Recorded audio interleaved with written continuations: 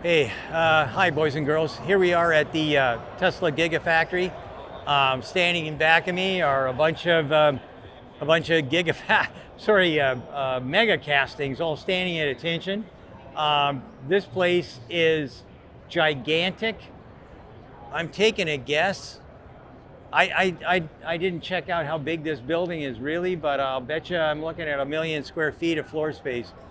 The ride up here was 20 minutes from where we had maybe 150 buses that were all ready to go.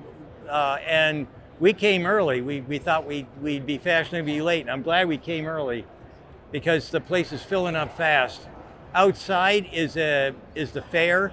And I'm telling you what, it looks like I've been to smaller county fairs. This place is phenomenally big. And this is going to be the party of the century. That's a fact. So anyway. What are you wearing, Sandy? I'm wearing my, We, all three of us have got the same outfit. There's Eric and Eric and Corey. So we people will remember us, that's for sure. So we all went downstairs and bought a shirt out of the hotel lobby. And so people won't forget us. So anyway, We'll give you a ton of stuff, ton of information coming up. So this is just going to be the first little clip. What do you see, Sandy? What we're looking at here is a noise dampening patch. I don't see anything anywhere else on here. This is the new mega casting that in essence takes care of the whole back end in one piece. And for those of you who've been watching me for a long time, you know that's kind of like what I said, 70 pieces into one. This is way more. This is like 150 or 160 parts into one. And it's absolutely brilliantly done. I mean it sincerely. This is really, really well done.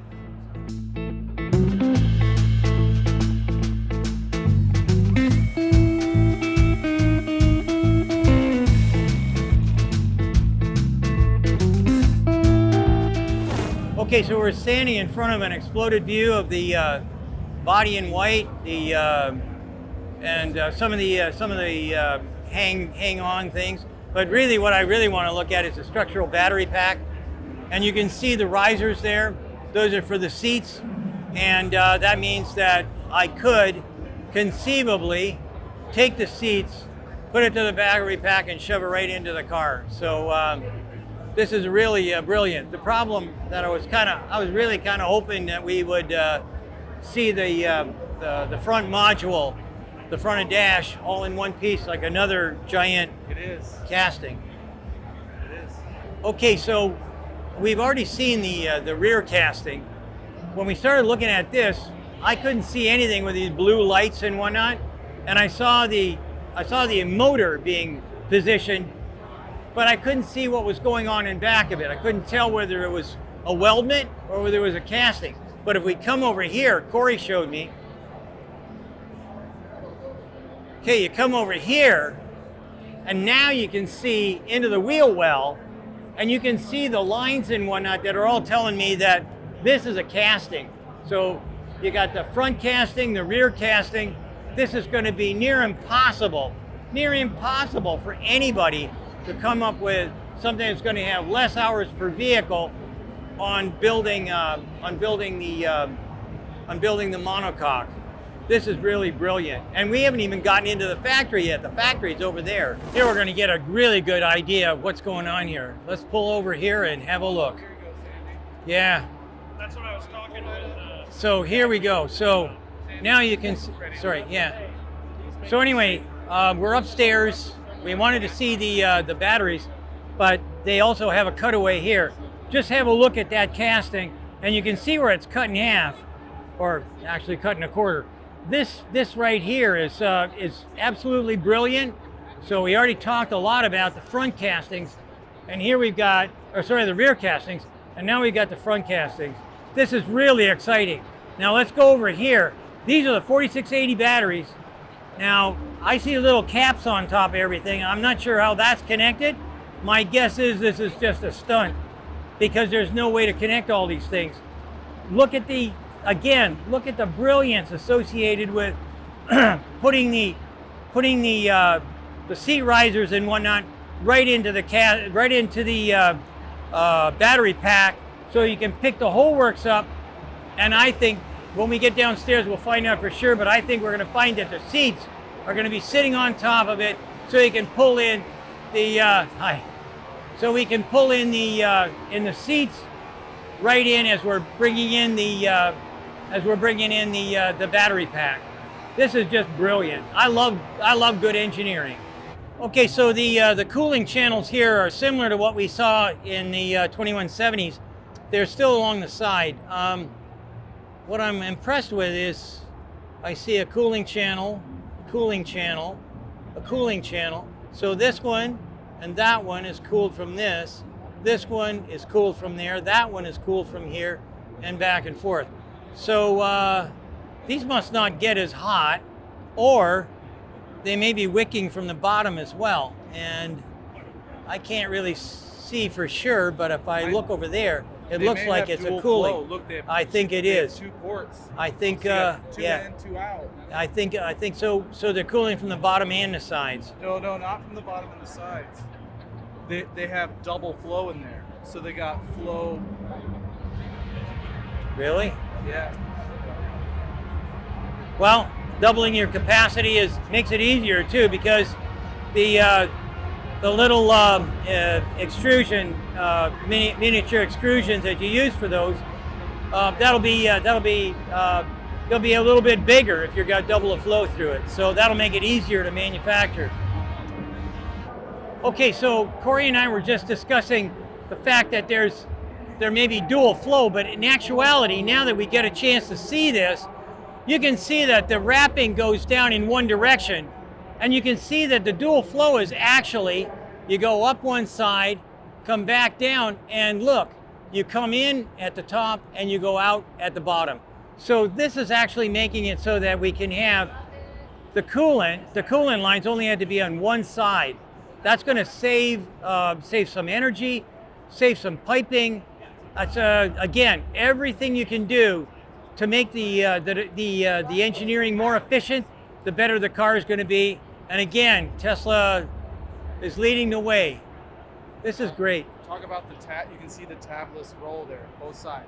Yeah. You see the little serrations? Talk about those. On the lower battery thing. See the little serrations on the end? That roll, that's your tabless roll. So instead of one tab, see how at the bottom, okay, so they're now all I'm rolled up looking, into a yeah. little pack. And they all touch the bottom and they all touch the top. So you have copper on one, and it looks like and aluminum on the other. Yeah. And then your separator and jelly roll. So. Okay, so let's look at the very bottom here. If we look down at the very bottom of this jelly roll here, you can see how the thing is made. And when they say tabless, you can see the little fringes on the left-hand side that are made out of copper, or look like copper. And on the other side, you can see the little fringes, and they look maybe like they're aluminum. This gives you the tabless characteristic that they were talking about in the new product. So as this thing is being rolled, starting at the top, bringing it down, all the normal paraphernalia that you'd be fooling around with is now kind of swaged in on either end, giving you the positive and the negative, or the anode and cathode. And then down here we're looking at the battery after it's shoved into the sleeve, into the steel sleeve. Amazing. This is really a great demonstrator. Okay, so let's talk about wing mirrors. Look at this. What do you think this is, boys and girls? Corey, swing around here. That's a camera. And now for the best news. This was the original design. The original design for the Model X. I can't believe that after they showed this, proved it out, and everything else, still we've got the government. Well, you know, we really got to have mirrors. That way, when somebody tears one off in the parking lot, you can't see a damn thing in back of you. Oh, cameras, oh no. Cameras are a thing of the future. They will never be able to surpass what we can get out of a wing mirror. Unbelievable.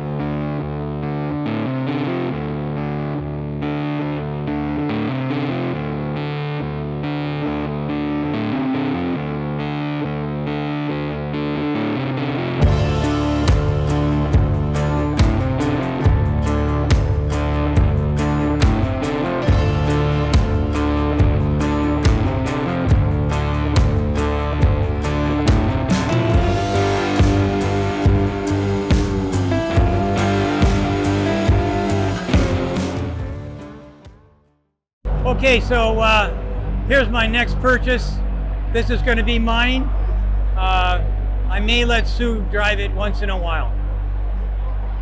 Yeah. Okay, hi. Here we are looking at one of the body builds. So again, I can't say enough about these castings. I absolutely love them.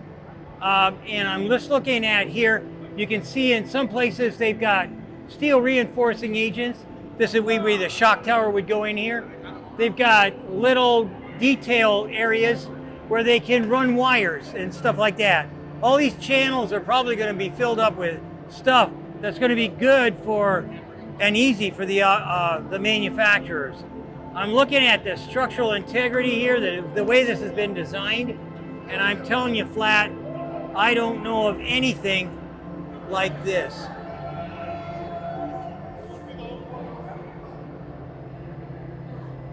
I don't know what I'm looking at there. Looks like it's a fired rivet. So we come on around here, whoops, and we can see that the interior here is also loaded with the correct type of ribbing that you'd want in order to keep NVH down and make it easier for the operators. I still see a couple of brackets here and here, but that might be because they're just too hard to cast. But those could probably disappear if things changed just a little bit. This is really magnificent work. Idrid really did a bang-up job on these machines. I'm really impressed.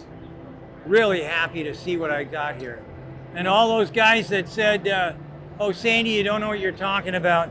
Maybe what you can do is hire your way in and get a tour. Anyhow, I want to see the casting machines now, so we're gonna move inside. But brilliant, absolutely everything here is just brilliant. Let me just check back here. Yeah, they've still got the wireways. They're using this for all kinds of different areas to pull cabling and brake lines and whatever else. Yeah, really, I love good engineering. Let's go and see the machines. Okay, so we had to travel all the way to the back of the plant to find these things.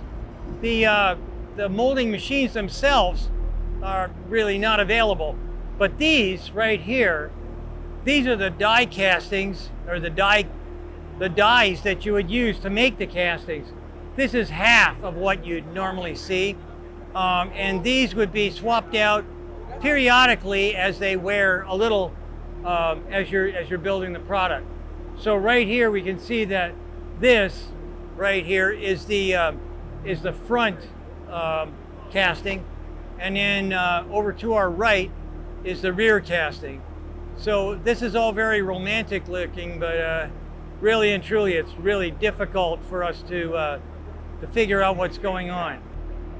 Okay, so let's talk about what I was talking about always, and that is, how do we get to the minimum number of parts? So let's have a look at this. This is the front section of the Tesla Model Y. Have a look up there. That's all the bits and pieces that you normally have if you were welding it all together. You can see there's a lot of them. Try and think of how many opportunities for mistakes you've got when you got that many components. And it all boils down to what you wind up here, and this can be twisted and turned, and you can have a multitude of different problems. Let's have a look at what it looks like when we do a casting.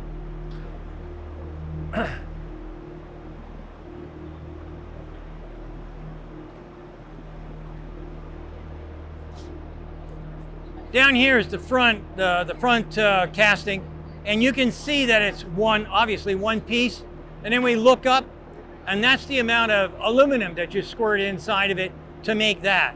When you get all done, what have you got? A one-piece product that no one has to touch. No one. This is how Tesla is clobbering everybody else. Think about all those bits and pieces over there that have to be stamped. All of them have to be welded together in jigs and fixtures. Usually you use robots to do all that work. All that stuff takes up space inside your factory. This factory gets a whole lot smaller and a whole lot higher quality by using a single casting. And it doesn't happen just once. This is the front.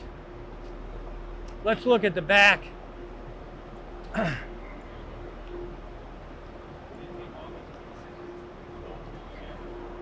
Here's the rear. This is the one where I made all the comments initially on the Model 3 and said, this is ridiculous. This should all be one part. That's what it looks like when it's all welded together. Let's go and have a look at what it looks like at the end of the day.